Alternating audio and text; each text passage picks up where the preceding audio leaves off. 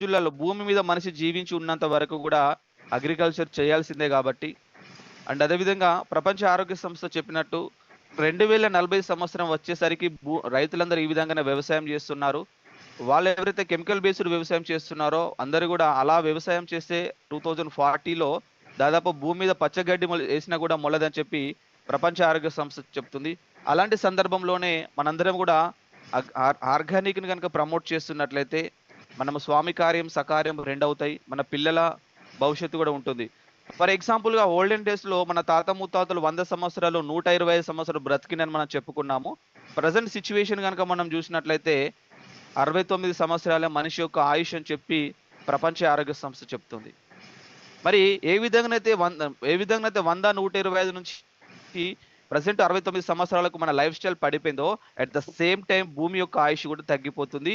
The famous person Sadhguru గారు కూడా already save soil programme అనేది ఒక ఉద్యమంలాగా చేస్తున్నారు కాబట్టి, అందులో భాగంగా కూడా మనం కలిసి వర్క్ చేయొచ్చు. ఆల్రెడీ నేను ఆర్గనైజేషన్‌తో కలిసి వర్క్ చేస్తున్నాను. ఫస్ట్ ఆఫ్ ఆల్ మట్టిని రక్షించాలి అంటే తప్పకుండా మన దగ్గర ఉన్నటువంటి great product herbal agro growth booster. ఇది మట్టిని కాపాడుతుంది అండ్ అదేవిధంగా ప్లాంట్‌కి కావాల్సినటువంటి అన్ని రకాల విటమిన్స్, మినరల్స్‌ని అందిస్తుంది. సార్ చాలా మందికి మనం మాట్లాడుతుంటాం సార్. ఫర్ బెస్ట్ ఎగ్జాంపుల్‌గా మీరు చెప్పొచ్చు పంజాబ్ రాష్ట్రంలో దాదాపు 6 ఇంచులు ఉన్నటువంటి ఒక సాయిల్ భూమిని మొత్తం తీసేసి మళ్ళీ వ్యవసాయం చేస్తున్నారు. అంటే విపరీతంగా అక్కడ కెమికల్స్ వాడారు. కెమికల్స్ వాడిన తర్వాత చాలా మందికి ప్రాబ్లమ్స్ వచ్చాయి. చాలా మంది క్యాన్సర్ పేషెంట్లు కూడా అక్కడ పంజాబ్‌లో ఉన్నారు. మరి అలాంటి రాష్ట్రంలో ఒక 6 ఇంచుల భూమిని మొత్తం తీసేసి మళ్ళీ వ్యవసాయం చేస్తున్నారు. కాబట్టి అలాంటి సిట్యుయేషన్ మనకు రావద్దు, మన తెలుగు రాష్ట్రాలకు రావద్దు అంటే తప్పకుండా గడప గడపకు మనం మన హెర్బల్ అగ్రో గ్రోత్ బూస్టర్‌ని వ్యవసాయం చేసేటువంటి ప్రతి రైతు గనుక మనం హెర్బల్ అగ్రో గ్రోత్ బూస్టర్ తీసుకెళ్ళినట్టయితే మనము ఆరోగ్యంగా ఉంటాము. ప్లస్ ఆదాయాన్ని కూడా సంపాదిస్తాము.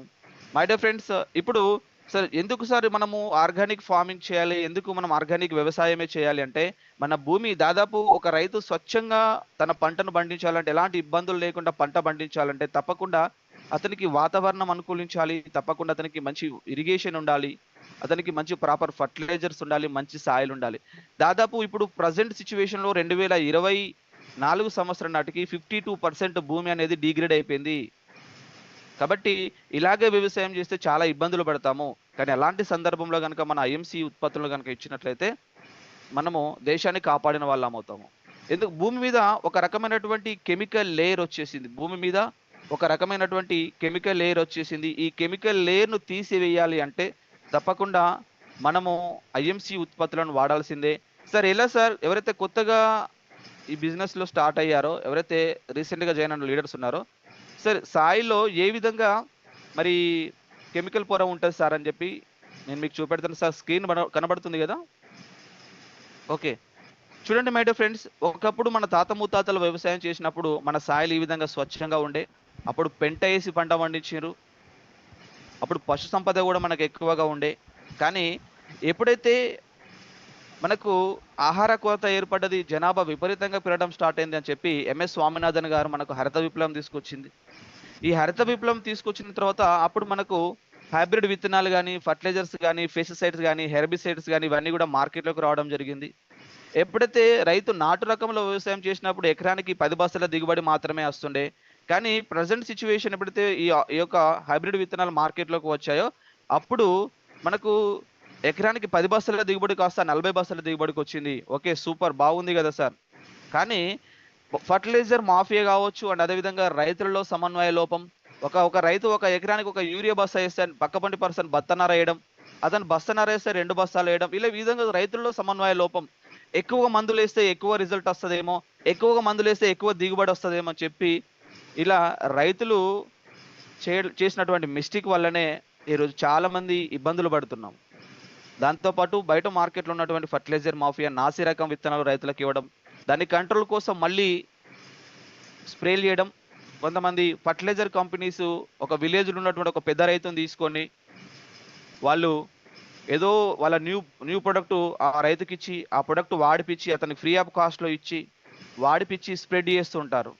మళ్ళా ఏదో ఆ ప్రొడక్ట్ వాడిన తర్వాత ఏదో సమ్ డిసీజ్ వస్తూ ఉంటుంది. దానికోసం మళ్ళా వాళ్ళే మెడిసిన్స్ ఇస్తారు.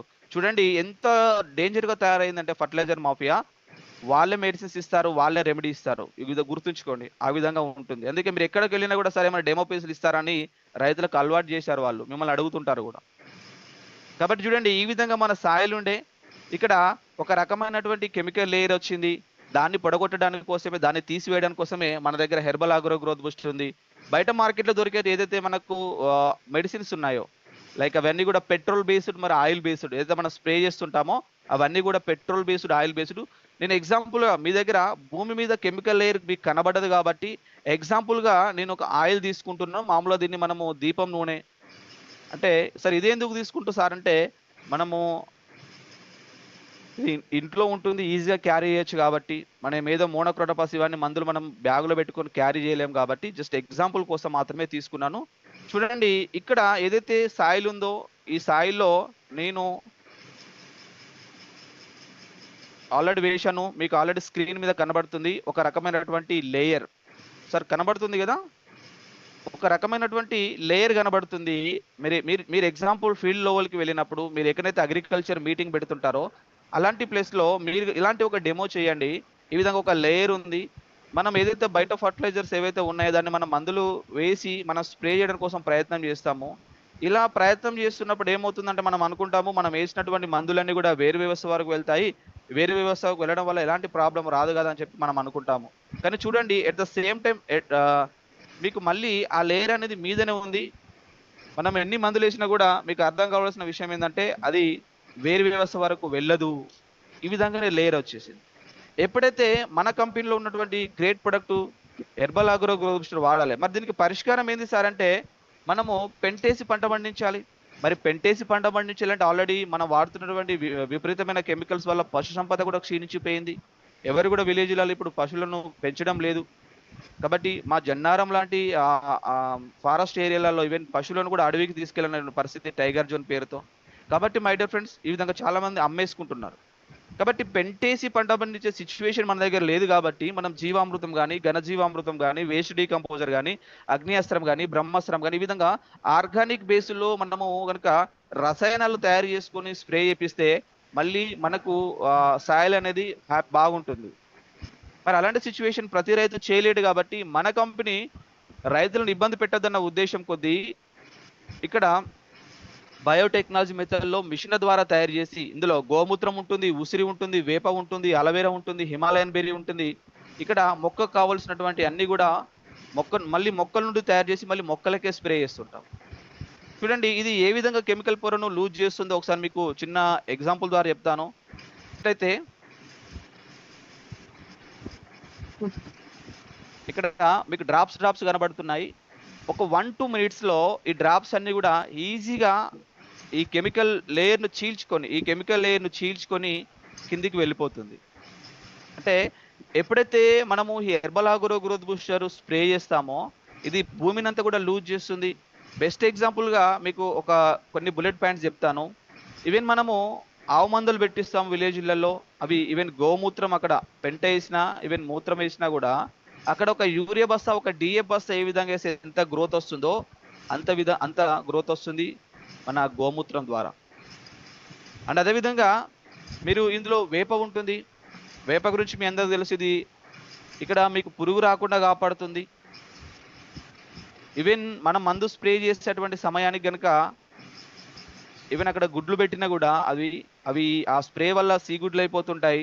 వన్స్ ఒకసారి మనం మందు స్ప్రే చేసినామంటే మినిమమ్ ఒక 15-20 రోజుల వరకు చెట్టు మొత్తం కూడా చేదైపోతుంది. ఏ పురుగు వెళ్లి కూడా అక్కడ ఆడడానికి ఆస్కారం ఉండదు. చేదొస్తుంది, బయటకెళ్ళిపోతుంది. అండ్ అదే విధంగా మనకు ఇమ్యూనిటీ సిస్టమ్ ఏ విధంగానైతే ఉంటుందో, మనకు కావాల్సినటువంటి ఎసెన్షియల్ న్యూట్రిషన్స్ ఏ విధంగా ఉంటాయో, మొక్కకు కూడా అలాంటి ఎసెన్షియల్ న్యూట్రిషన్స్ అంటే అమైనో యాసిడ్స్ కావచ్చు, మినరల్స్ కావచ్చు, విటమిన్స్ కావచ్చు, అవన్నీ కూడా మన హిమాలయన్ బెర్రీ ఇంగ్రీడియంట్ ఉండడం వల్ల హిమాలయన్ బెర్రీలో ఉంటుంది కాబట్టి మొక్కకు కావాల్సినటువంటి అన్ని విటమిన్స్, మినరల్స్ అందుతాయి. అండ్ అదే విధంగా మనము ఆమ్ల కిరణజన్య సంయోగక్రియకు హెల్ప్ అవుతుంది. సరే ఇది కనబడుతుందా మీకు? మీకు ఇక్కడ స్క్రీన్ మీద కనబడుతుందండి. ఈ విధంగా 1 డ్రాప్ అనేది ఈజీగా ఈ కెమికల్ లేయర్‌ను చీల్చుకొని కిందికి వెళ్ళిపోతది. మీరు చూస్తూ ఉండండి. అంటే ఇది డ్రిప్ సిస్టమ్ ద్వారా కూడా మనము దీన్ని పంపియొచ్చు ఎకరానికి 1/2 లీటర్. అండ్ అదే విధంగా ఏ క్రాప్‌కైనా ఈవెన్ పత్తికి వాడొచ్చు, తర్వాత మనం కందికి వాడొచ్చు, టమాటాకి అన్ని రకాల వెజిటబుల్స్, అన్ని రకాల ఫ్రూట్స్, ఈవెన్ టెర్రస్ గార్డెన్ చేసే వాళ్ళకి కూడా మనం ఇవ్వచ్చు. అన్ని రకాల ఫ్లవర్స్ కూడా మనం ఇవ్వచ్చు. ఈవెన్ దో రియల్ ఎస్టేట్ రంగంలో ఎవరైతే మనం అవెన్యూ ప్లాంటేషన్ చేస్తుంటారో హైదరాబాద్ సిటీ లాంటిలో వాళ్ళకి కూడా మన గ్రోత్ బూస్టర్‌ని ప్రమోట్ చేయొచ్చు. అంటే భూమి మీద దృఢంగా అవుతుంది. అదేవిధంగా సాయిల్ లూజ్ అవుతుంది. అదేవిధంగా మొక్కకు కావాల్సినటువంటి అన్ని కూడా మినరల్స్ అన్ని కూడా అందుతాయి. ఇది ఏ కెమికల్ అయినా కలుపుకోవచ్చు. ఒక స్ప్రే పంపుకు 70 ఎంఎల్ ఏస్తే సరిపోతుంది. ఒక స్ప్రే పంపుకు 70 ఎంఎల్ ఏస్తే సరిపోతుంది. ఓకే. క్లియర్ అండి. ఈ ప్రొడక్ట్ గురించి క్లియరా? చూడండి ఈ విధంగా మెల్లమెల్లగా ఈ కెమికల్ లేయర్‌ను చీల్చుకొని కిందికి వెళ్ళిపోతుంది.